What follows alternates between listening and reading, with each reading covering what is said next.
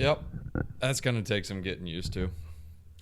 Most of you guys watching this video right now, you guys are going to make millions this bull run.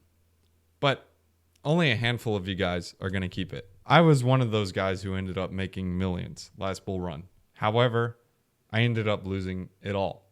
But I learned a lot. And today I want to share with you guys the mistakes that I made so you guys can avoid losing the millions like I did. Very first one is overcomplicating it. Whether it was from staking tokens or complex DeFi strategies, at the end of the day, this exposed me to unnecessary risk. With an upside of 5 to 10%, just maximizing the yield with some ETH and some stable coins, or with some other assets, or trying to earn in the latest, greatest farming Ponzi. At the end of the day, I was exposing myself to unnecessary risk where all I simply had to do was just hold some random altcoins and some Bitcoin and ETH, and I would have outperformed the markets. Some examples of these were like Scream Finance on Phantom. This ended up being a protocol that was left with a bunch of bad debt and just chasing these different APRs. This one may not be as complex, but at one point in time, you were able to get like 300, or no, it was like 200% on some ETH, like paid in actual ETH.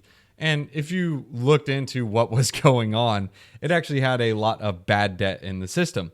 So basically what happened with this was there was a bank run. Basically any tokens that were deposited into this, you were unable to get out. That's why the APRs were so high, is because nobody was able to get out. It was because it was being overborrowed at that point in time, and there was actually bad debt in the system. And when a bank has no cash and people try to withdraw their cash, you're roasted. And that's how these DeFi protocols work. When you deposit into here, you basically have a IOU that says, hey, look, exchange your IOU to get your tokens back, and we're all good. However, when you have a bank run scenario and the money's not there, you just have a bunch of paper IOUs that are worthless and you can do nothing with them.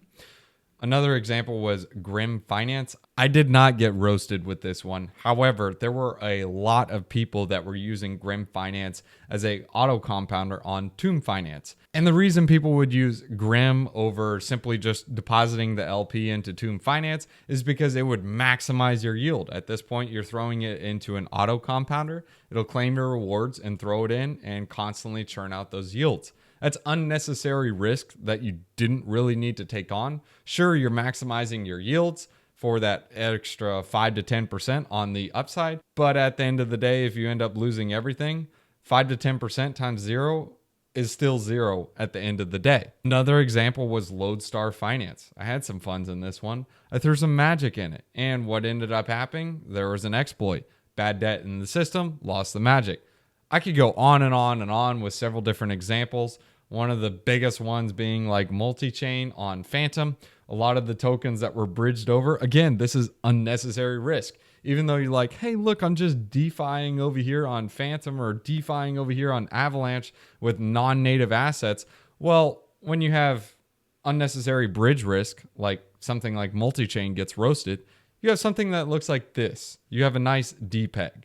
This ETH token on Phantom is now worth $200, where the price of ETH right now is around 2,200. It's a tenth of the price. So basically, if you thought you had some ETH over on Phantom and it's worth 2,200, yeah, no, check again.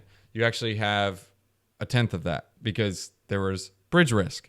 Basically, the funds in the bridge are gone. Again, it's the same concept. When you bridge over native assets onto a different chain that is non-native, like ETH on Phantom is not native ETH. When there is a exploit in that bridge, those little paper IOUs that you have on this other chain are now worth nothing. They're worthless. And I know you're saying like, okay, well, you got me, Drake. I'm not going to lend on any protocols. LPs are safe. Think again. Curve was literally like an OG DeFi protocol, like one of the OGs in the crypto space, ended up having an exploit a few months ago. We're talking blue chip pools. We're not talking some like Ponzi DeFi tokens. We're actually talking about like ETH and ETH derivative assets that got roasted in this exploit. So if you're in that pool, you may come back to that pool and be like, all my tokens are gone. So again, lesson number one was overcomplicating it. I get it. I know what it's like to have to maximize your yields and get the best of the best and the most of the most. but keep it simple. Especially in a bull run, you don't want to expose yourself to unnecessary risk. Second is drinking the Kool-Aid. Look, it's okay to invest in the Kool-Aid. Those are typically the projects that perform the best. Those are the cults like Hex, Luna, Solana, Injective.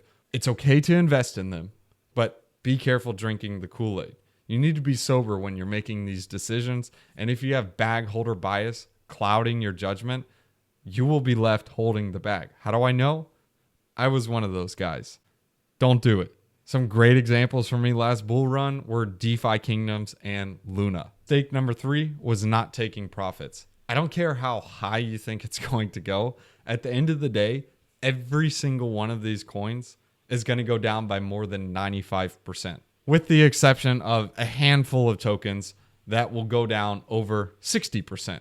But if you like to burn money, just don't take profits. Mistake number 4 was not cashing out. Selling into stablecoins is not taking profits. This is just delaying the inevitable. I'm not going to cover the DPEG risk that you take on when you're holding a stablecoin, but if you need to go back and look at history, even take a look at USDC. At one point in time, that thing was worth 80 cents.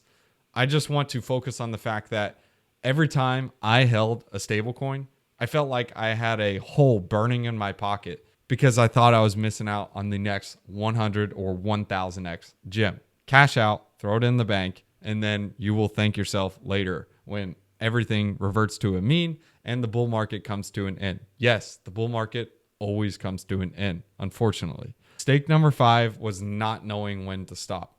Eventually, there is going to be a tipping point in the market.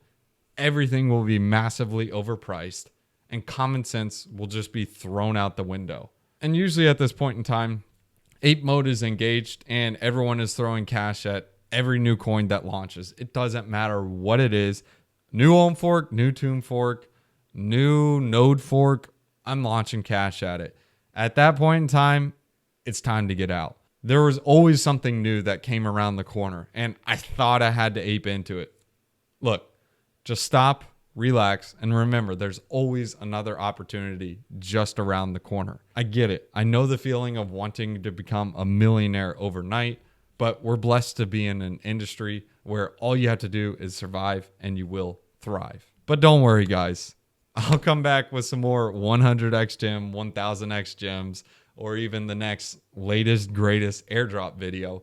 Today, I kind of just wanted to give you guys a video, just kind of like reset, put down the Kool-Aid, reset the dopamine, and kind of look back, reflect, and don't make the mistakes I made last bull run. So the millions that you guys do make, you guys can keep it. Really, it doesn't matter how much you make. If you don't keep any of it, did you really make anything? Anyways, guys, thanks for tuning in. I hope you guys enjoyed this video. If you guys did, drop a like, subscribe to the channel, and in the comments below, tell me what mistakes you guys made last bull run.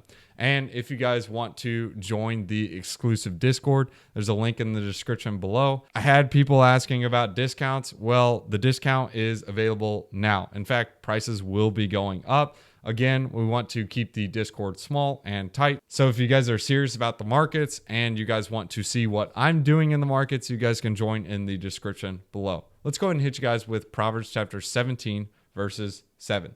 Eloquent lips are unsuited to a godless fool. How much worse lying lips to a ruler? Be good, be righteous, tell the truth. Peace.